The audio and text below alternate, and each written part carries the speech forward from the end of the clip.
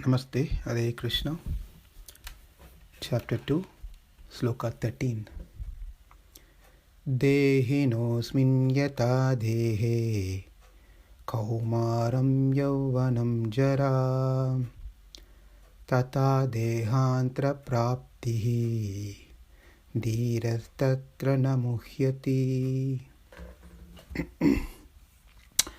So in this sloka, and continuing from this sloka, Krishna is giving the knowledge of soul, giving Arjuna a clear picture of the difference between soul, the matter, and the spirit.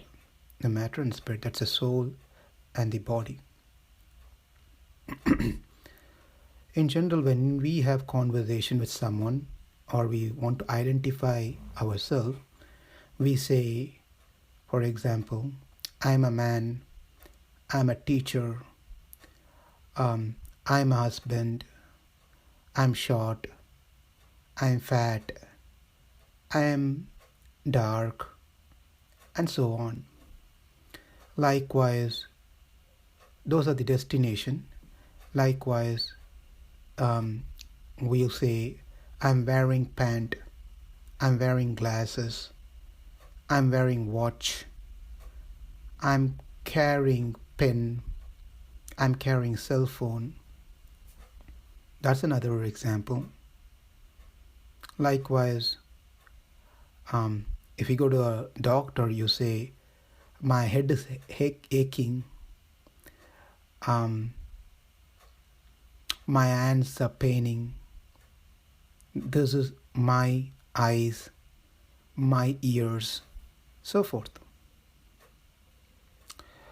And also, when someone speaks about their past, they say, when I was a baby, I used to do so and so. When I became a child, I did something. Later, when I was a boy, I used to play a lot. When I was youth, I was just going out with friends and having parties and functions and games and so forth. And when I was a man, I was very responsible, taking care of the family.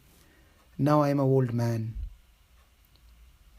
If you notice in this set of statements that we just saw, you can very clearly see that there are certain things which are constant, and there are many things which are variant. So just keep this in mind, which is what we are going to discuss, understand this sloka from this set of examples. Before we get further into this sloka, it is important that we understand what is called eternity or eternal. Eternal, the meaning eternal means that which has no beginning and that which has no end.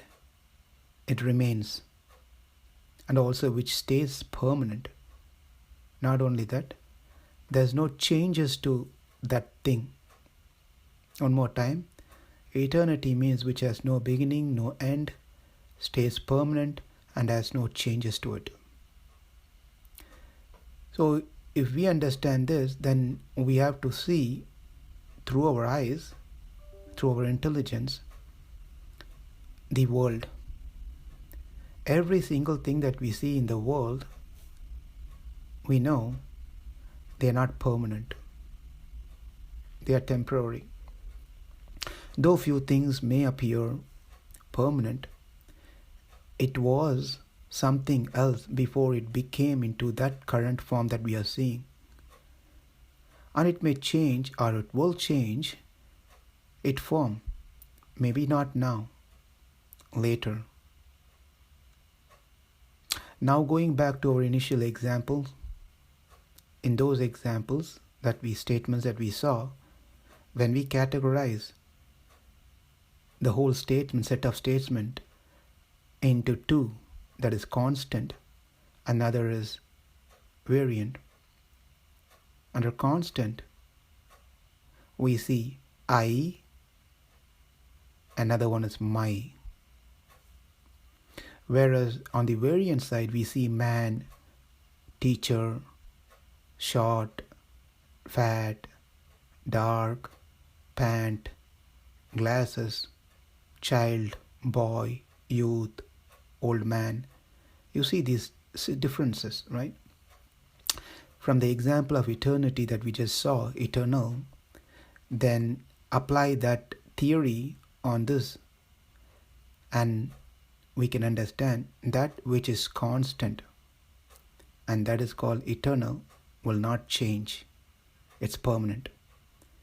On the other side, that which changes, teacher, short, dark, man, pant, glass, baby, child, boy, youth, man, old man, everything changes, or change constantly keeps changing their forms or roles or positions or things like that. So those are temporary. So what it means for us from this very important sloka, we come into a body and we stay in this body for some period of time. How we can understand this? By observing ourselves, our life. How much ever far we can go into our life, to our memory, we know we were a baby and then became a child and a youth, man, and now old man. So what has changed in this one? The changes were only to the body. But I have not changed. I have remained the same. Well, for argument purpose, how do you say that? That I have not changed. I can understand the body has changed, but how can we understand that I have not changed? I meaning not the body here, the Atma. Well, that's not going to be practical or reasonable, because last year in this body, and when I was child in this body, some other Atma was there.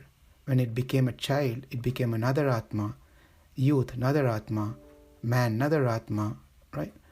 So if Atma keeps changing in same body, then how can it own the activities of the previous Atma?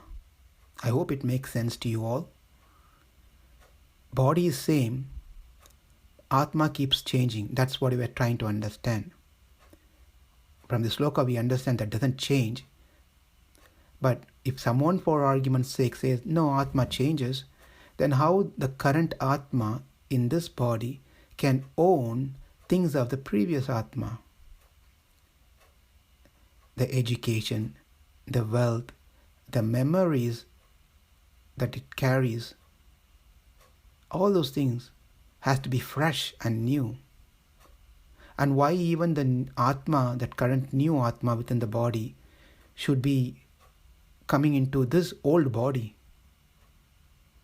So that's not practical and that's not acceptable. Therefore we can understand the Atma in a body is same, never changes since the time it comes into the body.